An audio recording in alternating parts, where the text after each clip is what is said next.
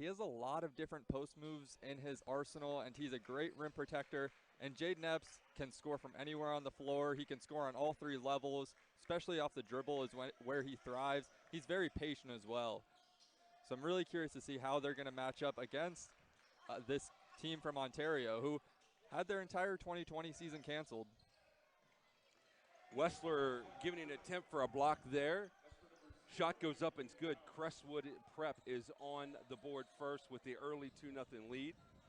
And they will apply gentle pressure as Combine brings it up. Combine coached by Jeff McGinnis, and some history here, Woody. Jeff McGinnis has played in this tournament in 1991.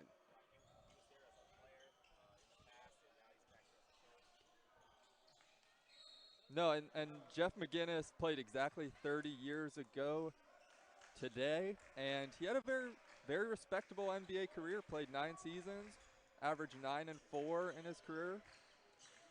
Yeah, and for Jeff McGinnis, you know, coming back in this tournament, he has the experience here. He was under the coaching tree of Steve Smith from Oak Hill Academy. Plus, he spent many years playing in the NBA.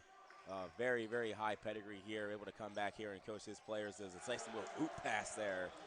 Yeah, that shot is up and good. Ramad Dean climbing the ladder for 2. And this game is going rather quickly. You can see the pace already. Both teams want to push it.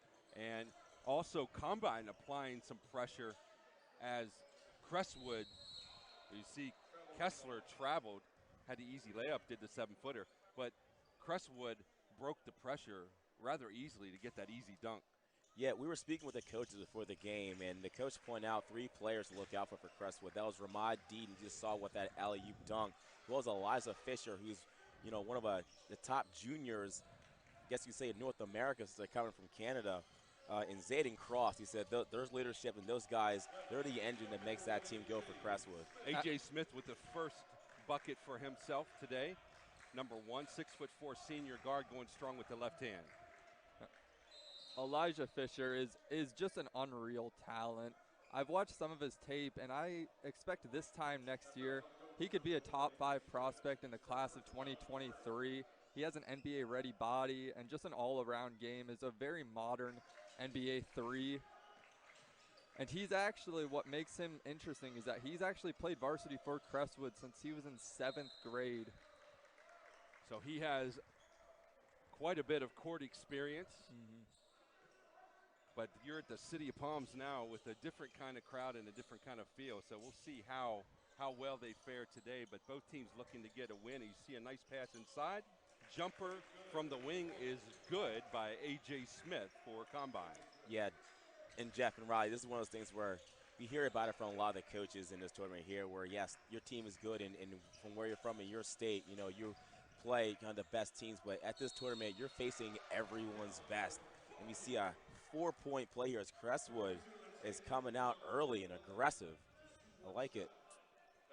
Yeah, Jayden Langley-Thomas with the shot now who'll go to the line to see if he can convert the 4-point play.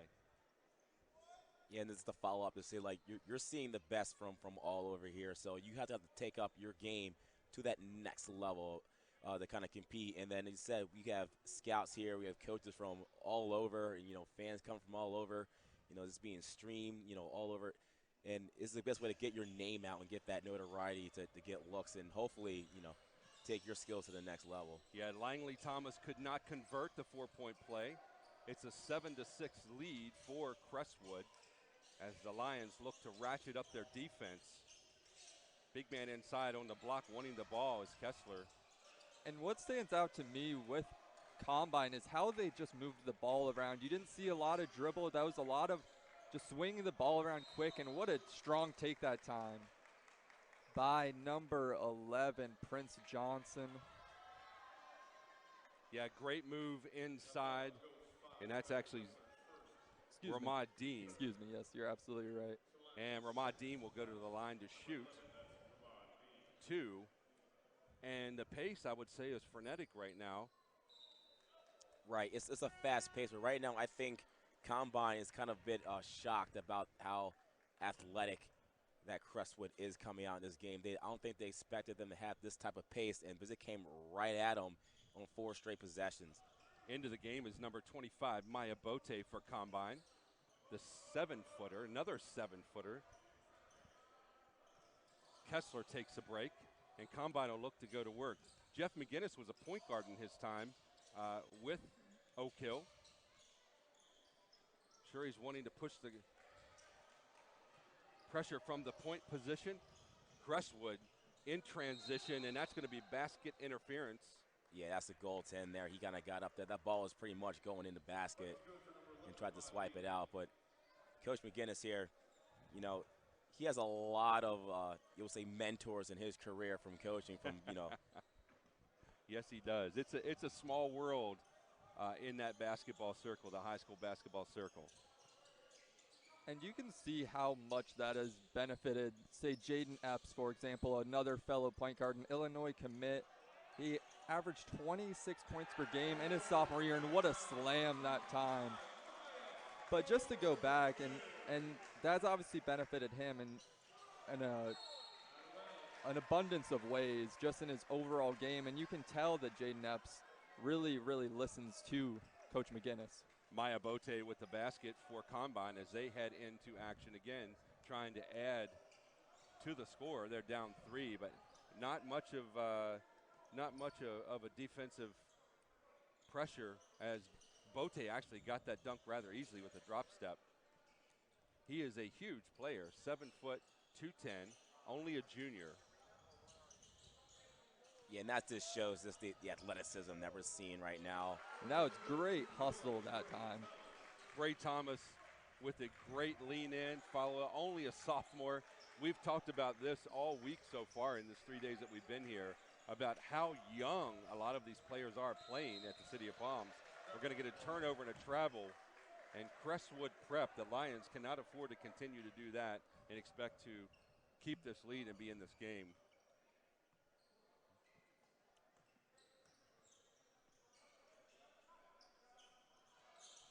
Shot from the corner, no good, and that's going to be a foul. Looks like on Jordan Dixon. Yeah, what happens is he backed a bit into Maya Bote and kind of didn't allow him to go up and land to get that rebound. I'm not sure what else you do. You're Huge trying guy to box out a 7-footer. I mean, there's not much you can do there. But that's right. Into the game, number 15 for Combine, Maya Baptiste. And also, I didn't get the other number. I think it's number 21, and that Bray Thomas is already in there. Number 20, Antonio Hamlin, 6'2" senior, so they'll get some action. Heavy hitter inside right now is Maya Bote as he slams it home for 2. That's 2 big dunks for him. And that bench is riled up now. And another right slam. Back at you. How about that? Crestwood Dean getting in on the action. Yeah, as always, I say when we work these tournaments, where the first quarter is kind of a feeling out phase for both these teams. And, you know, Crestwood coming down here from Canada, not many people know about their style of play. You see there are a lot of big athletic guys out here running the court. So it's kind of seeing, taking each other's 1-2 punches. And usually around the second quarter, we kind of see, you know, the adjustments being made and how each team can kind of adapt. Shot goes off the top of the backboard. Combine immediately in transition, up and at the basket. And you can't run the break much better than that. That was phenomenally done. Way to give it up there when you felt the pressure. Jordan Dixon with the basket, and back in the action again. Crestwood Dean is making a point, and for being one of the best players here so far. And Dean there, he just showed off his athleticism. He's a perfect alley-oop partner there. Three-point shot is up and good, and that is Prince Johnson, if I'm not mistaken. Did I get that correct? Number 10, that's Jayden Epps. Yeah. Correction, Jayden Epps then with the 3. And Epps right now with the steal and the easy layman. Right now you're seeing, as he's able to get that lane to go, you're seeing right now both these teams, you know, both of them kind of play a frenetic, fast pace. So it's playing right into each other. So people need to strap in. We're in for a track meet right now in this game. We are. We'll get it down as the announcing team as well, as Combine is consistently getting out in transition, putting so much pressure on Crestwood. Ball goes out of bounds. It'll stay with Crestwood. And Ramad Dean, guys, what do you think of this kid coming into the tournament? Maybe not a lot of people have heard of him. Is a player to watch. 6'6" senior. He can ball. He can, and he holds a couple offers so far. They include Seton Hall, Ole Miss, LSU, and Iowa State. But just a few. Just a couple, but just a few. But he is very athletic, as we can see. He can outrun pretty much anybody and guard multiple positions on the floor, and that's exactly what you want from a wing forward.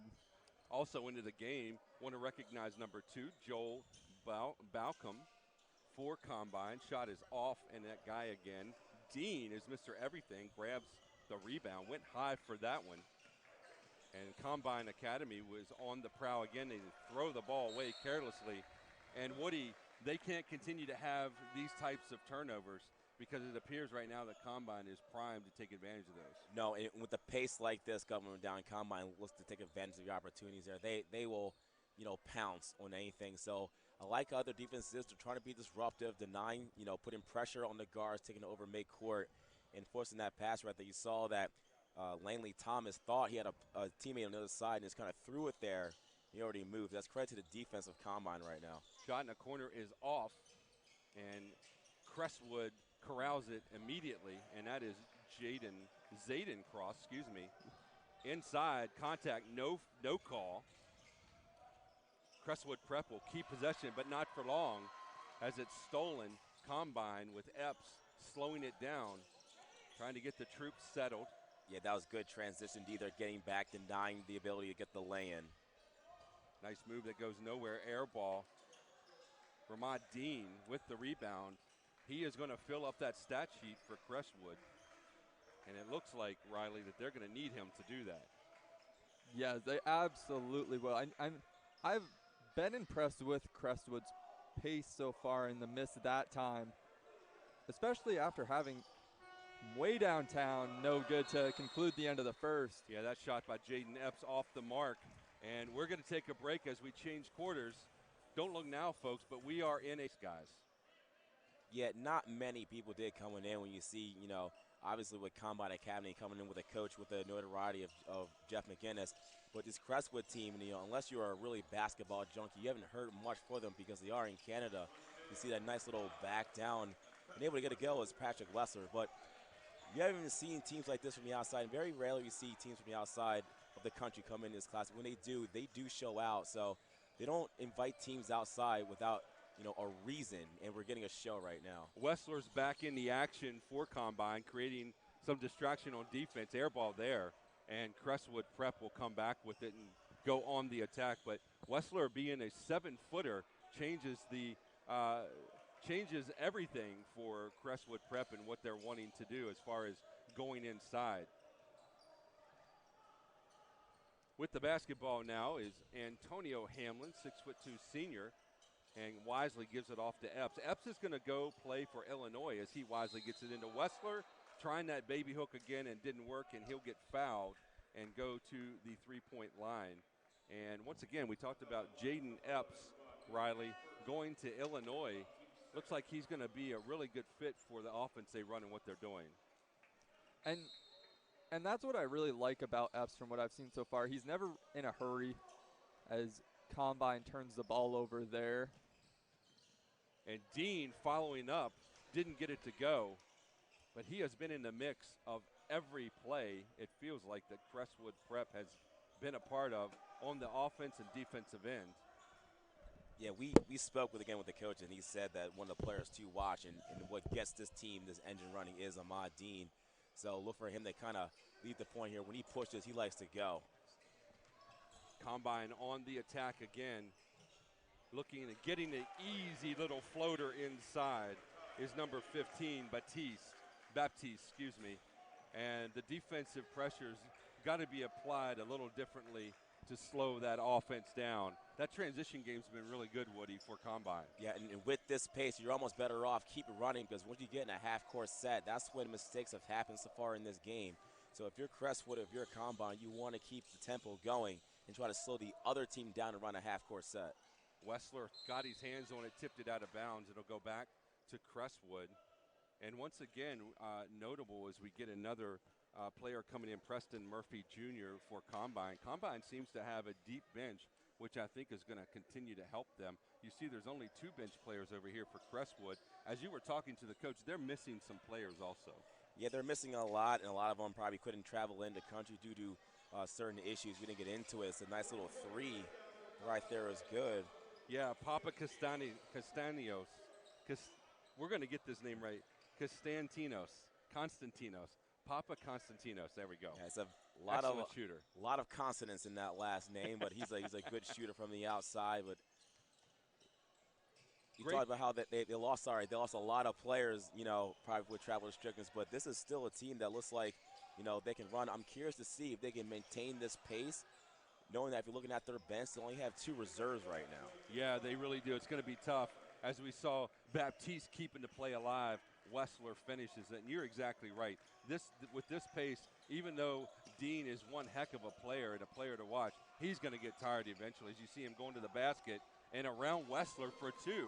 And that's not easy being 7 foot as Wessler. No, he's been the guy right now. Already Dean is the first player right now in this game in double figures with 10. He's pretty much accounted for half this team's offense. Good ball movement so far from Combine. Nice 3-point shot, and that'll be for Joe Baucom.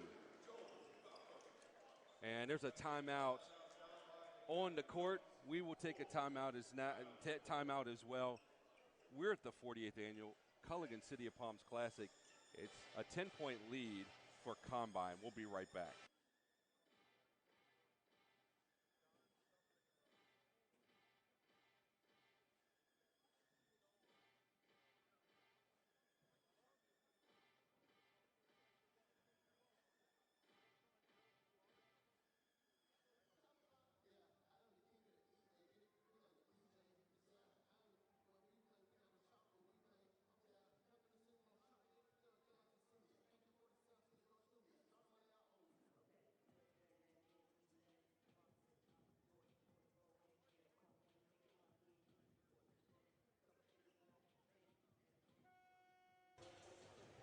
Welcome back to the City of Palms Classic, the 3rd day, and we are so happy to be here. My name is Jeff Blair. I'm here with Alan Woodard, otherwise known as Woody, and that's what's throwing me. I know your real name, but when I went to introduce you, I call you Woody all the time.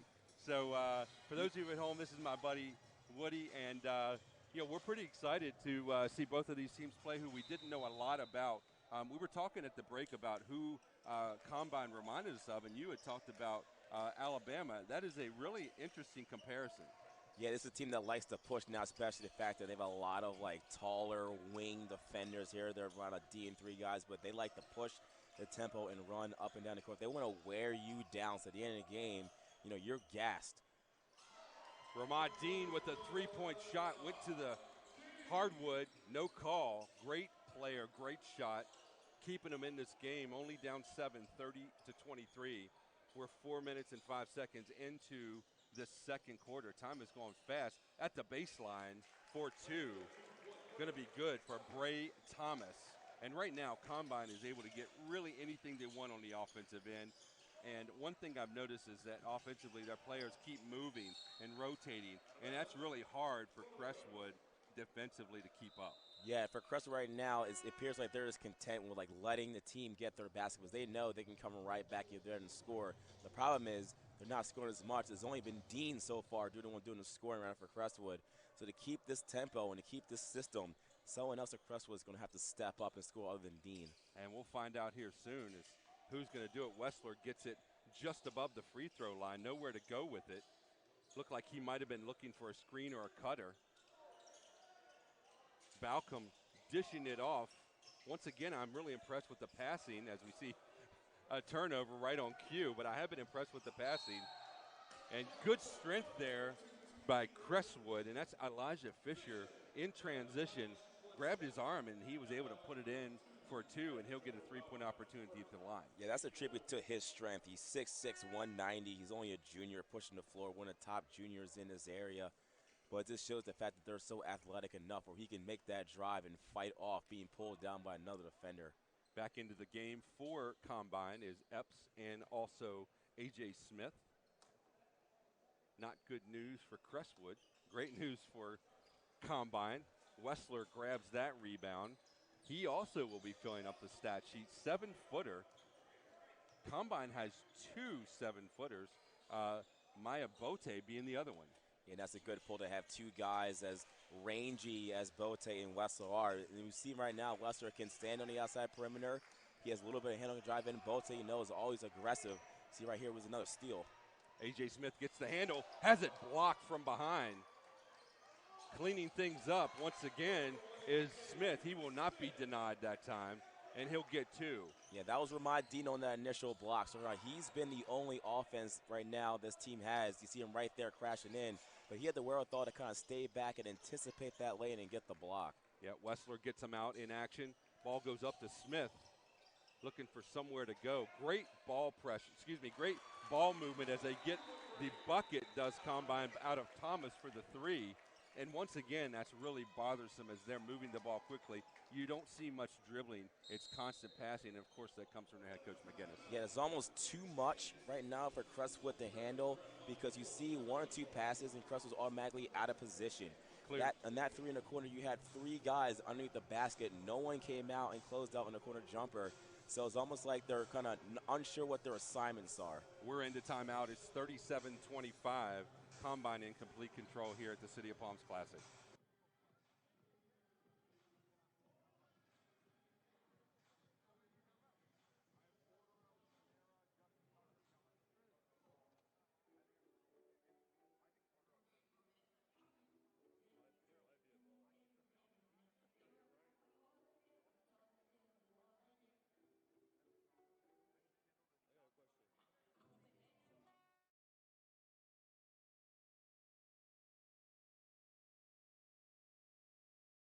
Welcome back to the Culligan City of Palms Classic. It's Sunday, the 3rd day of this tournament. 3 games so far. This is the 2nd game of the Signature Series. It's Combine Academy out of North Carolina and Crestwood Prep out of Ontario. And so far, it's really been the pressure of Combine that's really pushed this lead to 12, Woody. Yeah, it's been their tempo up and down. You see they're moving the ball, you know, as Riley said, with a very little dribble action. It's getting Crestwood out of position. And so they're unable to kind of close out on these wing players outside on the three-point line, and they're taking advantage of it. And Riley, Epps has been involved, but not necessarily in the scoring, and they still have this lead. And I think his impact has really gone beyond the box score. He's been all over the place defensively. It's a miss there as Combine corrals the rebound. Epps gets it up quickly to Smith, back to Epps. He's going to shoot a 3 off the mark, but rebounded once again by Bray Thomas. That was a great pass there for the easy lay-in. A.J. Smith with another bucket. Yeah, Dean was there caught ball watching, missed the guy behind him, and found that easy bucket right there. And we were talking just when is Dean going to get tired? He's exerting so much energy, doing too many things right now. Pass underneath, back to Dean, misses the shot. And Wessler there might not have gotten the block, but he definitely influenced the miss there. And the 3-ball falls for Combine. And what's really Stephen Quinn with that basket, and again, more weapons coming off the bench. And what's really impressed me as we've watched, this is now the 3rd day of the City of Palms, the players' ranges, especially from deep, has really impressed me as a lot of these guys, and that really shows how much the game has changed. They are shooting from the NBA three-point line. Woody, I'm going to ask you this question again. I won't put Combine in the conversation with the Montverde Academy, but are they a team that needs to be in the main field? Do you see them as a team that could eventually, maybe in time, be in the main field? They're a well-coached team and a team with pace right now, but putting them in the main tournament, I think they can kind of hold their own. But once you get a team that's just as big as them, it can slow them down, which we haven't seen yet so far in this game. And with Combine coming in, you know, they were the Phenom State who's champions, but you get a more athletic team that can kind of, you know, deny and frustrate these players and prevent them from getting running out. It may cause a little bit more of an issue for them moving on. Wow, and we have a turnover there, and again, just careless possession or careless turnover for Crestwood as if they couldn't afford another one, down 42-25. And I do agree with what you're saying. I'm always interested to get your take on that because they seem to be really talented to me. Again, not highly touted, but they have some really solid players. And it's an exciting brand of basketball to watch. Yeah, and if you have a system that most schools aren't familiar with and it gets them out of what they're used to, you can upset a lot of teams and confuse a lot of teams who's not used to it and is having the personnel to combat right now. Crestwood's problem is they don't have the manpower to combat. I'm sure they could if they were 100%, but with 2 reserves right now, it's going to be hard for them to keep this pace. You throw in an Oak Hill, you throw in an AZ Compass who, won the century. Here's if Compass or Combine can pass on how an AZ Compass can compete. You see right there taking the offensive foul was Epps.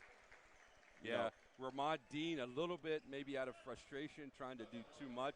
Epps steps in, and Riley, we just talked about him maybe not being in the scoring column as much as maybe we anticipated, but doing a lot of other things to help his team. And that's what I think he's going to bring to the fighting Illini next season is, I could expect him to get a good amount of playing time as a freshman next season. He's going to really bring his game all around. So we have something going on here, maybe a shot clock. Yeah, we got an official quick, well, no, I don't know that it's a shot clock. We're under, it's only 19.6 seconds until halftime. Maybe there's adding a few more ticks, I'm not sure. Maybe the clock didn't start when they originally tossed it in. And Epps will have it, and how fitting for the ball to be in his hands at the end of this game, being hounded on defense, and that's Elijah Fisher doing a great job. But Epps gets by him, and for the easy, what we would think layup, cleaning it up though, is going to be number 15, Baptiste. Yeah, Combine went boxing one right there in that possession. You saw when the switch out and everyone kind of follows suit, allowed Epps to have 7 players that have dressed, and that really has taken its toll on them. Yeah, and I said we talked about this frenetic, fast pace they're running at, and eventually, without them getting a stop on defense, they're going to tire out. This is a pace that I feel eventually is going to wear down Crestwood. And there's that guy with the left-handed tip, Ramad Dean, for the basket to start the third quarter. And looks like Crestwood is just going to settle back into a matchup 2-3 zone and not try to exert too much energy. Shot from the foul line is good by A.J. Smith and met with little, if any, defensive pressure. Well, no, the purpose of a 2-3 zone is that when it comes inside the three-point line, it's supposed to collapse in on them. No, they just stood there and watched them do it. And I think that was their main focus there, is to eliminate any three-point shots. But if you're going to, you have to fly to the ball. And they just they simply didn't do that on the last possession. And we can see, we talked about the depth, and on our monitor we could see the players that Combine has brought to this tournament, and they've been bringing quite a few in. It looks like they are rotating a 9-man roster right now. We have a blocking foul. That's going to go, I believe, on number 1, A.J. Smith for Combine. But Combine has quite a bit of players that they can rotate in. And there's 2 people on the bench for Crestwood. So I'm sure they'll work that out, or try to at least. As at the line we have number 13, Jayden Cross. Yeah, Jeff and Riley, in that first half, Combine had 11 different players at least get some playing time on that court. Compared to Crestwood, it had just 5. Wow, that's tough. That's tough. Especially with this stifling Combine defense, which, as we could see towards the end of that second quarter, was really wearing down the Crestwood players. And they still brought that pressure in at the start of the second half. I'm curious how much longer they're going to continue this. If the lead gets any bigger and there's a 3 ball there, no good. Epps was off the mark. However, Smith is there to corral the rebound and go back up. It looks like that they will keep it, Combine. And the second chance opportunities, we looked at, points in the paint, 30 points in the paint for for Combine, and 0 for Crestwood for halftime stats. And see Wessler getting in rather easily with the wraparound left-hander. Yeah, and the points of the paint were placed just like that, where, they're driving in, they're moving the ball around and getting lay-ins, or they're on the fast break getting easy lay-ins. They're opening up with the Crestwood defense and just finding easy lanes to drive and penetrate in. So there's no surprise why there's a huge differential with points in the paint. Rebound by Bray Thomas. He'll bring it up. Versatile player. This team, Combine, coached by Jeff McGinnis. We have an offensive foul there, a push-off. I think that's going to go against Murphy. But Jeff McGinnis is a pure point guard, played at all the highest levels. Collegiately, played for Oak Hill. We've already talked about that in 1991 in this exact tournament. And, you know, I think it matters having a player like that on the sideline, already, you know, knowing how this thing works and really trying to get kids to play and perform at that level. Yeah, and that's a big recruiting tool he has in there to say the fact that, hey, like, I've been to the top. Like, he's been at where a lot of these kids aspire to go to. You see a nice little lay-in there by Bray Thomas. But, you know, he's been there. He knows what it takes to get there. And, you know, you walk into these living rooms and talk to these kids, you know, these parents, and say, listen, if you want a kid to be where I was, here's what you got to do. Shot is up and missed by A.J. Smith, put up again by Bray Thomas, and is missed. Crestwood will come away with it, and there's that man again, Ramad Dean, trying to do anything and everything. Oh, what a fancy $1 million move, but a 10-cent finish there. I did like the reverse pivot as Combine is out and running. A.J. Smith with the easy lay-in. Assist goes to Jayden Elijah Green, 5'9", sophomore into the game now for Combine. Long three is off the mark. Epps with a quick outlet to Wessler. Got bottled up and somehow got it to go as he falls into the stands. Yeah, it's impressive if you look right now just how fast, as soon as a shot goes up, someone from Combine is already going on the outlet, and it's if it's made basket, missed basket, takes about 2-3 dribbles, automatically it goes back in. Dean with that last basket, and everything is just a struggle for him, working hard as Smith shoots an air ball uncharacteristically. And they're going to get a foul called there. You can take your pick. It looks like it'll probably go against Green. Yeah, he got under the man right there. Elijah Fisher is trying to jump for the ball. Coming in now, back in, Antonio Hamlin, number 20, also number 15, Matai Baptiste. And I believe also, I'm not sure, there was another player. Pardon me for that.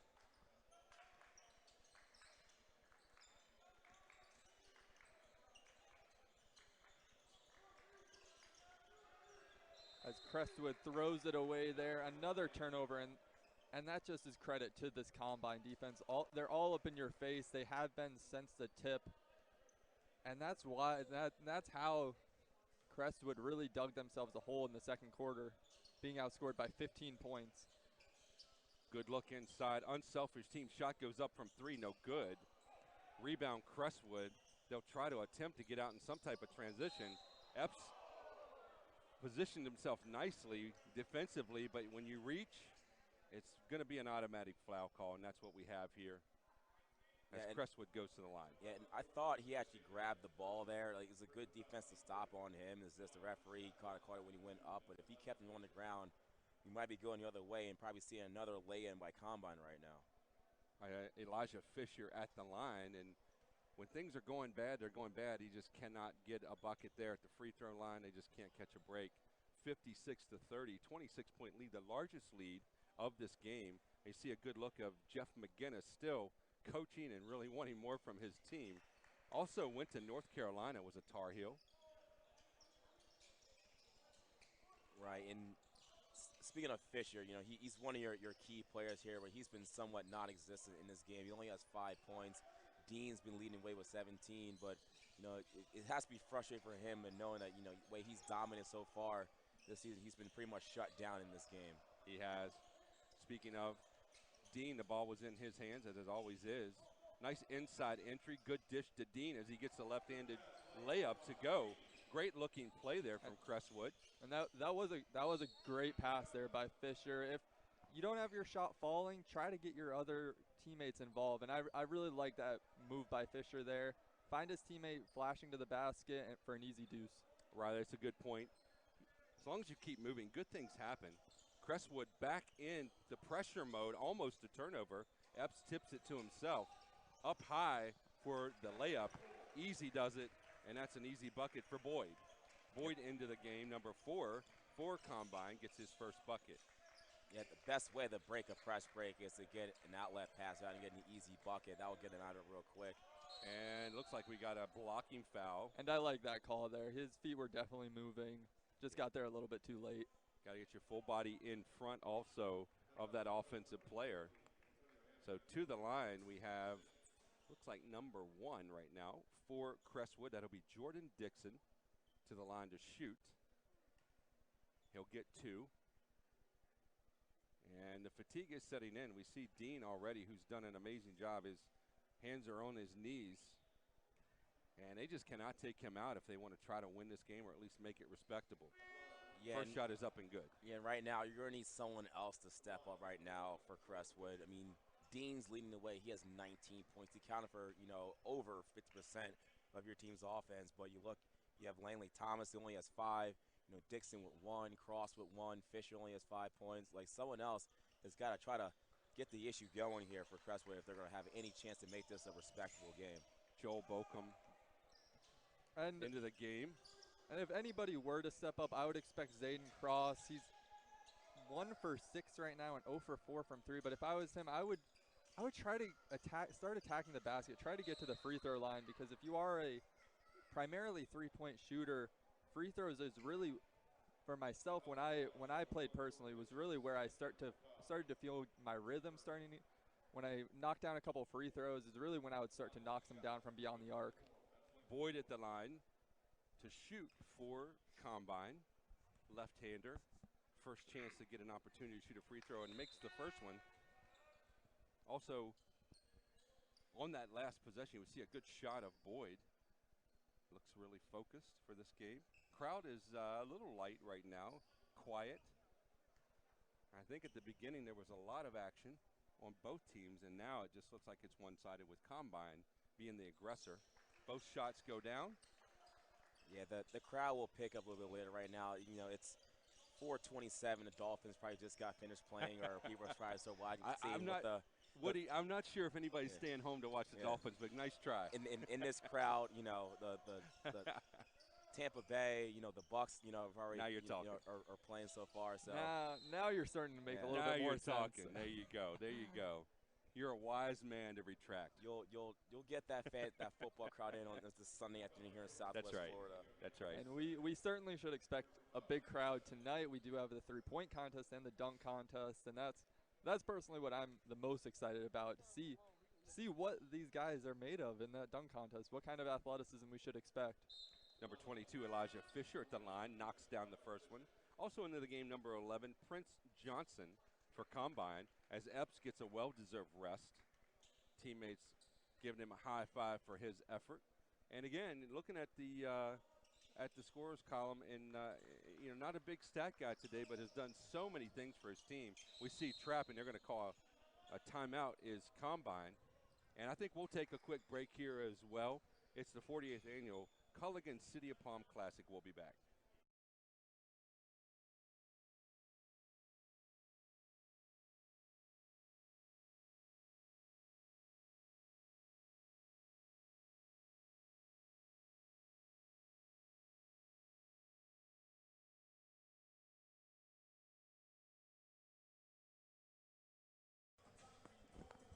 Welcome back. That was a quick 30-second timeout.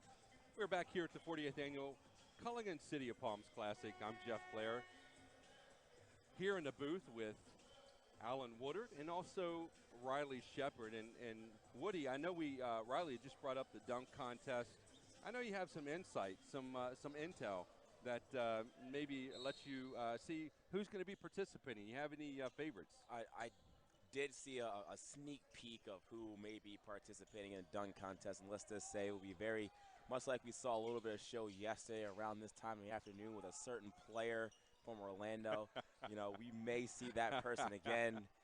If he's in there, you'll see a show. And we did get a little bit of a preview yesterday. If it is what I'm thinking and what I think all the fans are thinking, he did have some impressive dunks yesterday, so I'm very excited. Is he going to make his home in Stark, Mississippi? Starkville, Mississippi State? No. I'm off the mark. He could be in it too Google. right now. He has some impressive plays so far. So we're curious to see what happens when it gets closer to time when we get that advanced list. There'll be much to talk about. Very good, very good. Eliza Fisher with that basket kissed it off the glass for 2 Crestwood Prep. 60-39, Combine Academy. Nice dish inside for Combine, and that'll be a bucket for Baptiste. But Combine has really been in control of this ball game. 62-39. You know, they were down early by 5 and then just turned it on, and before you knew it, it was 21-15, and then the rest is history as Dean got fouled. Yeah, and we talked about it in the first half, who were the first one to kind of crack at this frenetic pace we saw in that first quarter. And just the sheer, number of bodies that Combine has to throw out there compared to what Crestwood has, you knew at some point in time someone's going to tire out.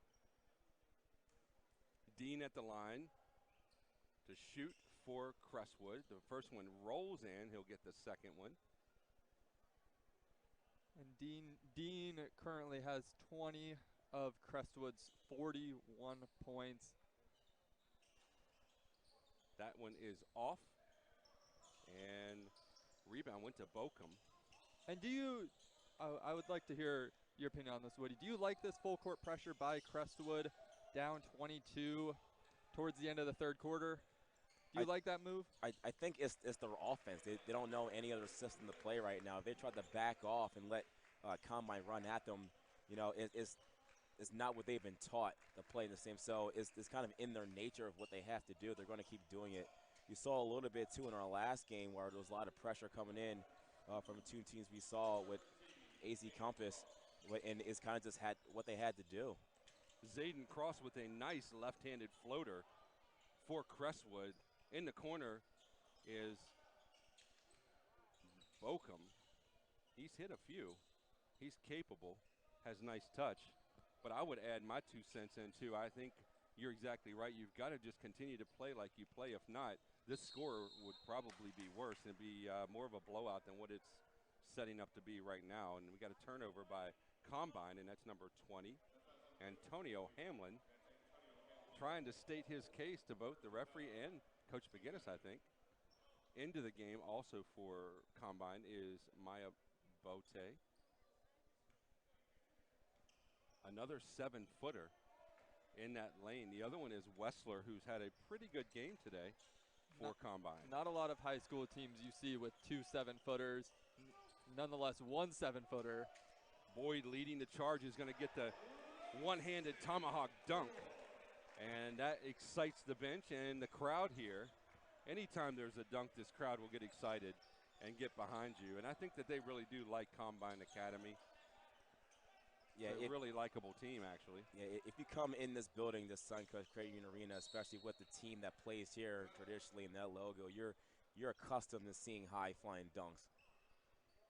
Out of bounds, it'll stay here with Crestwood Prep. And that's Cross looking to inbound the basketball, which he does. Nice, strong move by Fisher. And once again, he flexes his muscles getting that one. Not an easy basket.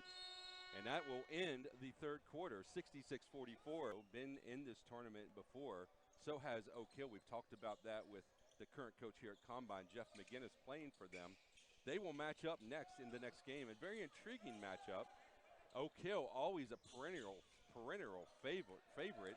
Excuse me, I'll get it out, as Maya Bote puts it in. But guys, what do you think of that matchup? I know you called the Whitney Young game. Give us a little bit of texture on how they are and what they do. They were a big, aggressive team that's very athletic. They like to shoot the ball. They like to impose their will. When they played early on in this tournament, it took them a while to kind of find their rhythm, but they kind of, took their own and blew them out the water. I'm curious to see with Oak Hill how they and Whitney Young can keep up with Oak Hill's intensity on the court, but kind of what you saw in this quarter here, kind of a good athletic back and forth pace. You're going to see that right in this next game. Absolutely. Both transitional teams loaded with talent. And Riley, you've seen both teams as well, and you were here with the Oak Hill game as well. What's your take on the matchup? I am very, very excited to see this game. Last night when Oak Hill was first matchup against Isidore Newman, it did take them a little bit to get their feet underneath them, and I don't know if that had to do with the talent difference or, just just getting used to playing in this arena as we've talked about. It can be a little different playing in a college arena compared to a normal high school, but I'm very excited. I think it's going to be a big defensive matchup. Both these teams have very athletic wings, and I really expect a big game out of Caleb Foster from Oak Hill. And we see on the court, Bote having some trouble. Combine kept the basketball. Yeah, they did a good job there trapping the corner.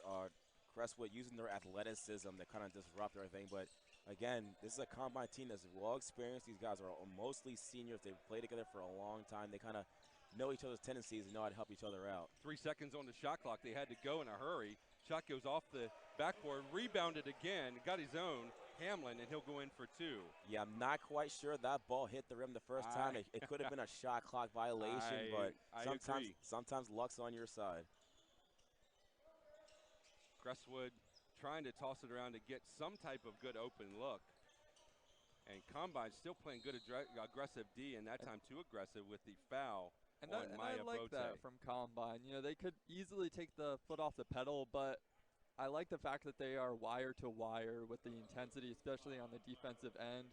And if I'm the Combine coach there, I'm okay with that foul. I would rather, you know, take a foul there than give up an easy basket.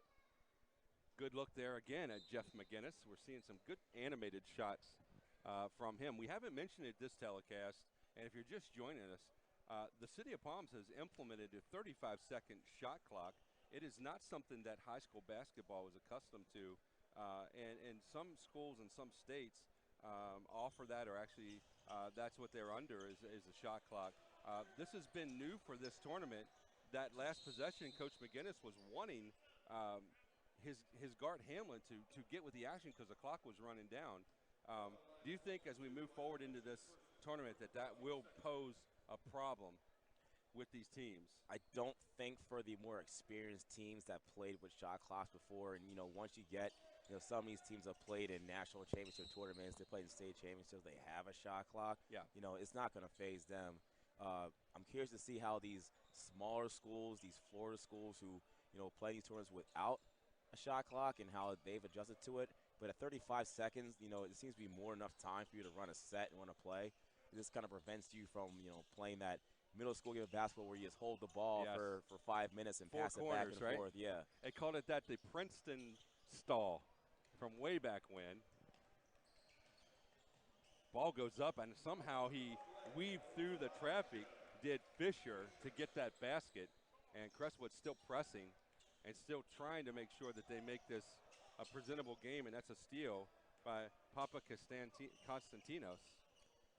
And just to go back to the shot clock, I do like it because most of these teams don't have, they do have a fast tempo, fast-paced offense.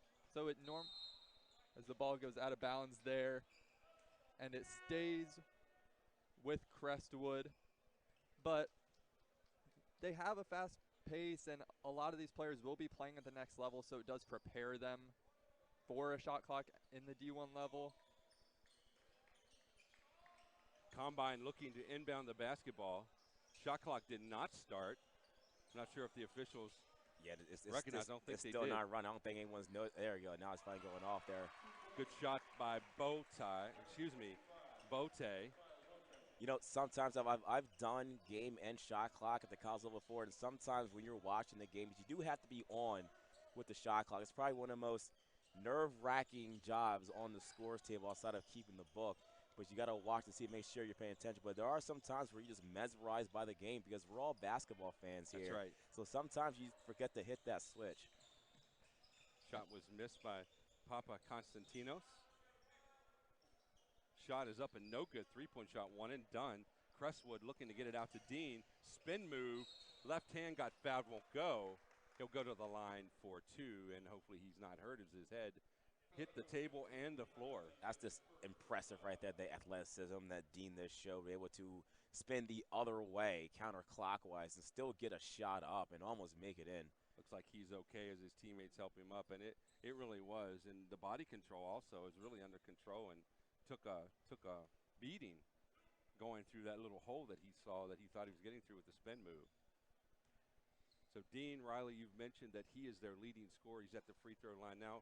Will not add to that 20-point total. But have you been impressed with his overall game? Obviously, he's really their main player, so you expect him to maybe have 20 points. But are you impressed with him as an elite player?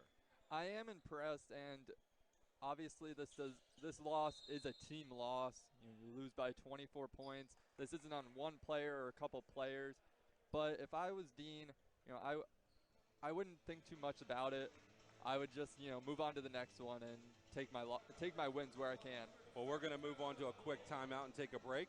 75-52, Combine Academy on top. You're watching the 48th Annual City of Palms Classic. We'll be back.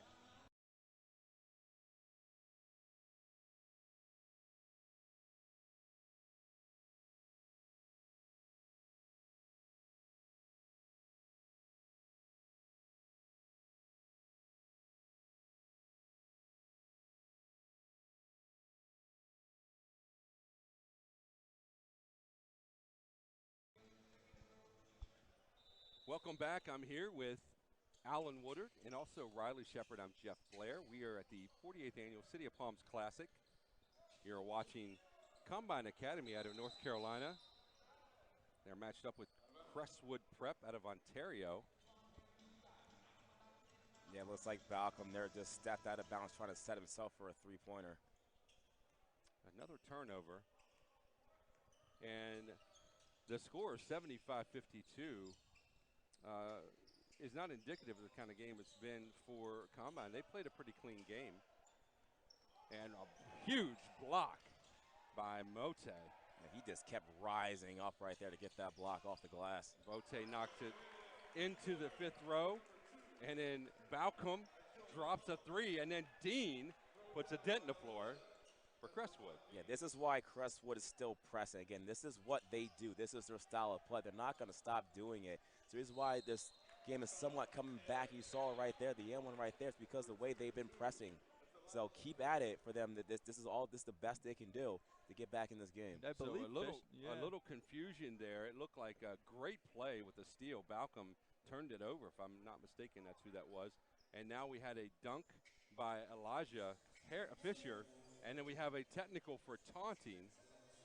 And I believe as Bote was down, Riley, they were taunting him.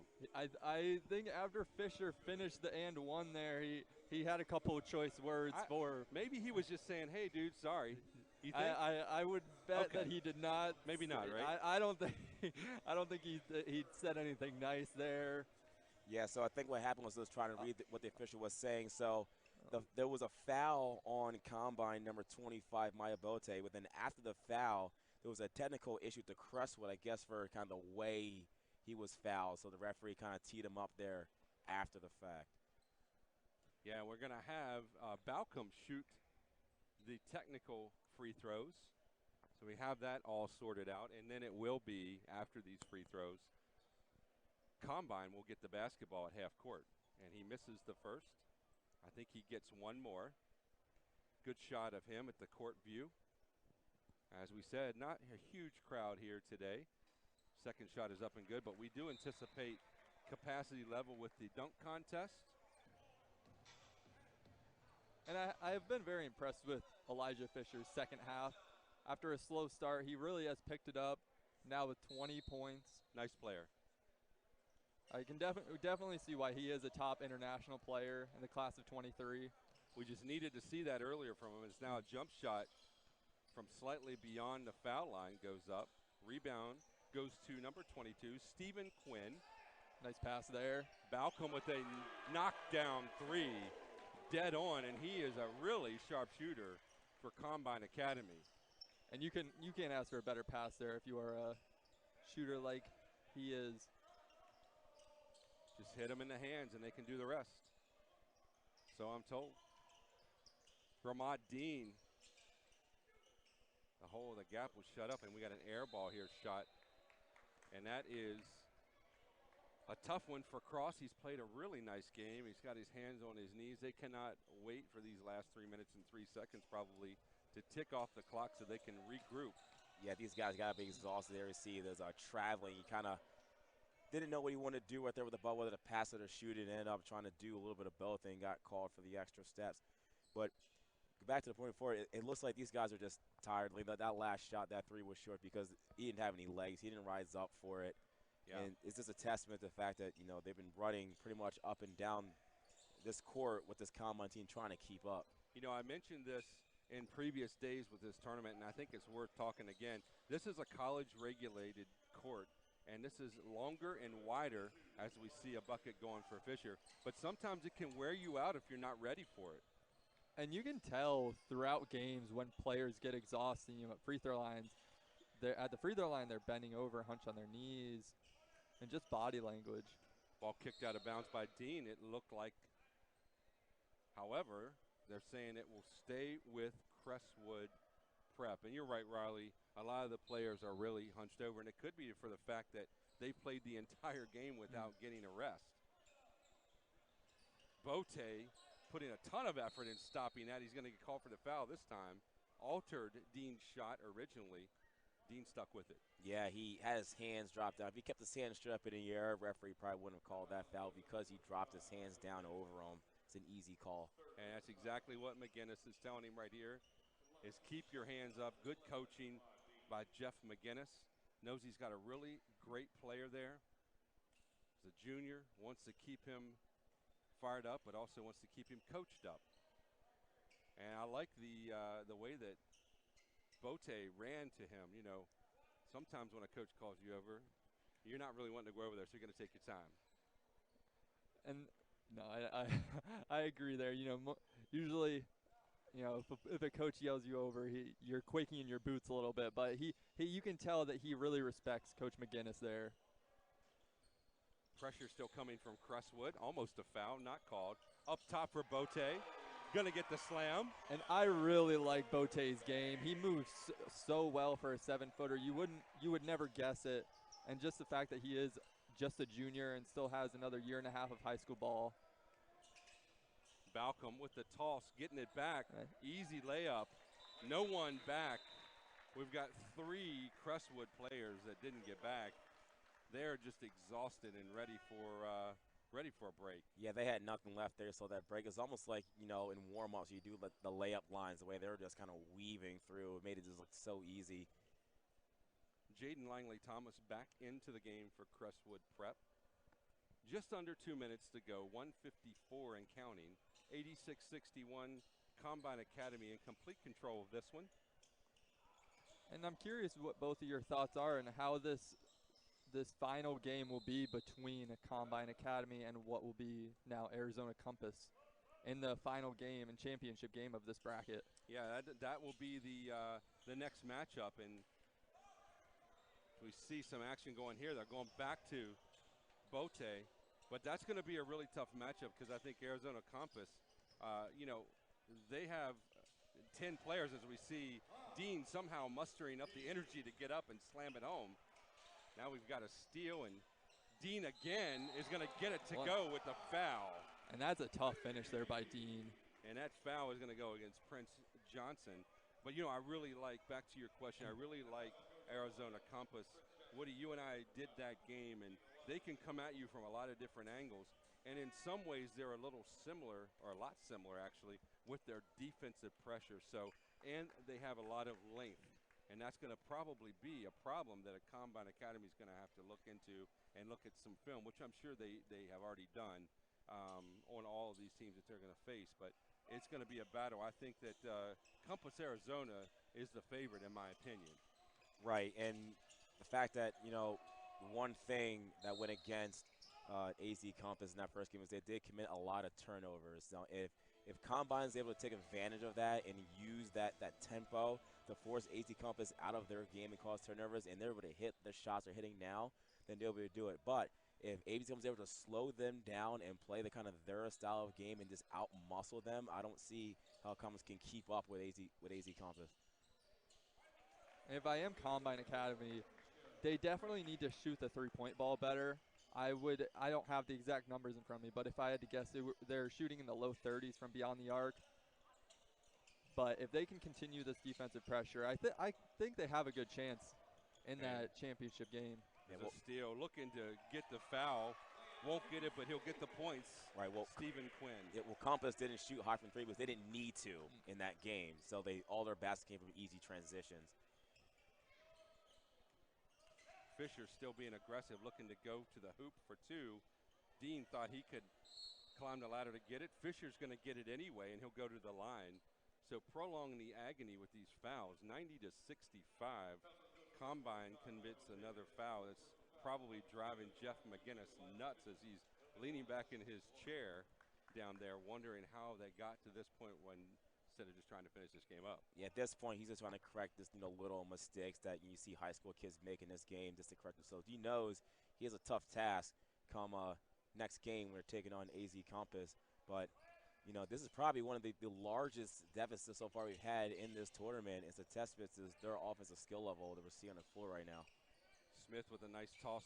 Shot won't go. Nice dish to Bote.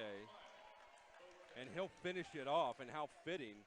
92 to 68 as time is ticking away under 10 seconds to go in this game.